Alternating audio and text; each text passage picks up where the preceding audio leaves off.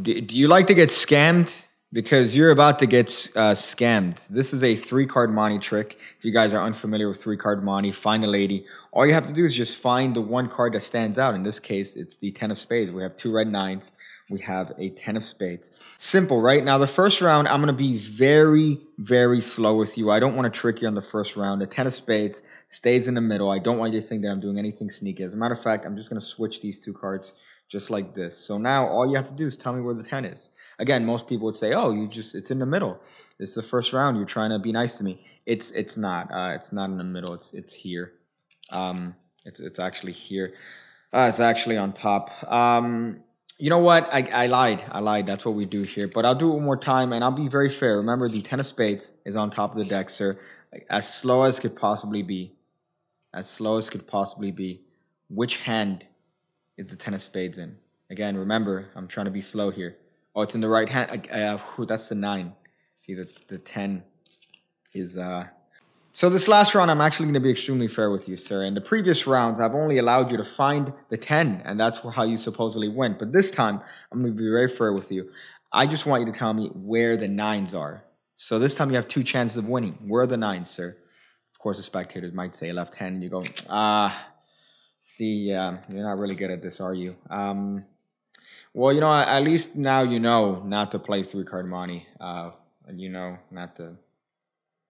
So here's the trick. You're using just a couple basic switches, a double lift, and the end sequence, which is actually one of my favorite little twists on the 3-card Monte. So you take 2 X cards, in this case, 2 9s and a 10, and that's all you need.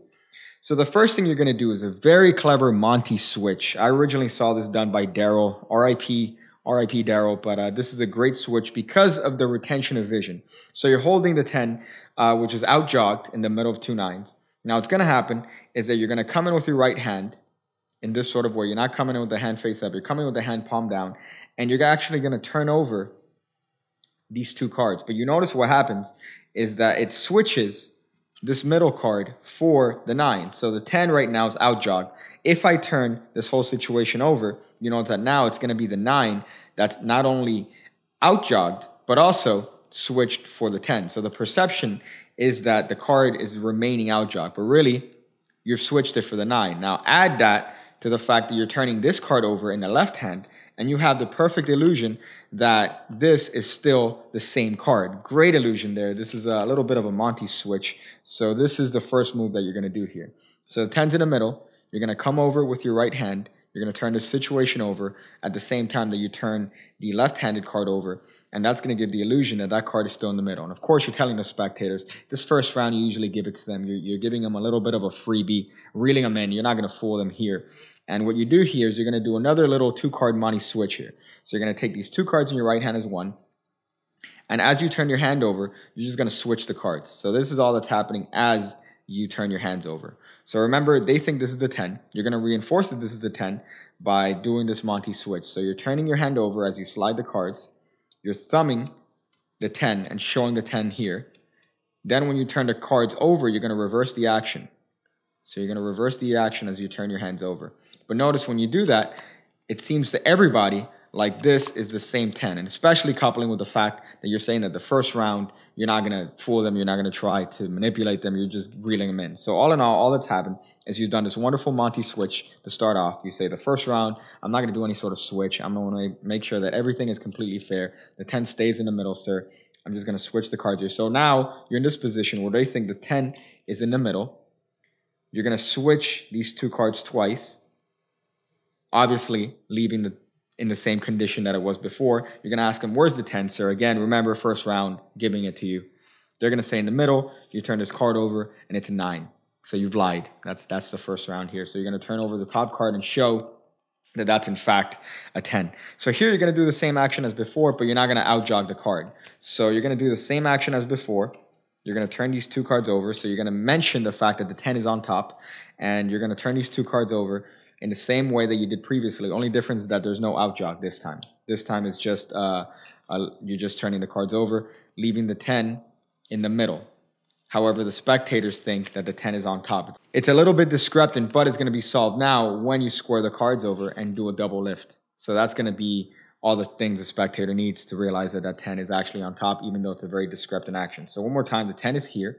You're doing a Monte switch here as you turn the whole thing over. So now the 10 is second from the top. You're going to do a double lift and say, look, I'm going to be very fair with you, sir. The 10 is on top. I'm going to take the 10 with 2 fingers here. Okay. So in slow motion, sir, I haven't switched anything. We're not going to start yet. We haven't started yet. Where's the 10 right now? And the spectator is going to say, oh, it's in your right hand. Of course, you turn this card over and you show, oh, see, I lied again. You're just not that good at this, are you? Of course, now this whole thing is turned over, and you're going to get ready for this end sequence, which is a little bit of a 1-for-2 transposition, which I very, very much enjoy. So you're going to do the same Monte switch as earlier. However, the only difference is that you want to make sure that when you out-jog the card, it's not going to be to its full length. So it's not going to be the length that it was in the beginning. The reason for this is because you're going to need to do a little bit of an adjustment move, and the justification is you're going to come in and pull that card further. However, what's actually happening is that when you are coming in with your thumb, you're actually using the thumb over here to press this back card at the same time that you're pushing down, squaring up this top card with the bottom card. I know that sounds like a lot, but really not much is happening. So this card is not out-jogged enough. So your justification is you're going to come in and out-jog it more. However, what's really happening is that your thumb is pressing this card backwards at the same time that this middle card is getting squared up with that bottom card. Now, what this accomplishes is that the spectator thinks this is a 10. Really, now you're in this situation. So the 10 is a top card, and this middle card that they think is a 10 is really both 9s. So let's go over that one more time because it is a little bit of a tricky move. So you're going to show the 10. You're going to do the Monte switch from earlier. However, you're going to make sure that the card is not out-jogged as much as it was earlier, because you're going to come in with your thumb. You're going to supposedly pinch this card to pull it out further. However, what's happening? You're pushing down, scoring it up with the bottom card. At the same time, your thumb is scoring this card up. So the move should just look like this. That's what the move should look like. And in that action, you've actually squared up that bottom card with the middle card. However, the spectators are unaware of this action. So now you're just going to pull this 10 out, supposedly, and you're going to ask them, where are the 9s?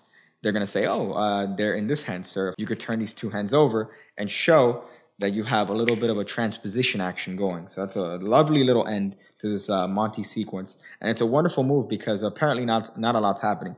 If you want, what you could do is that you could pinch in the middle here and use your ring finger as a swivel point. So what this accomplishes is that when you turn these 2 cards over at one, it becomes a little bit more of a singular illusion that you're just taking out the 10.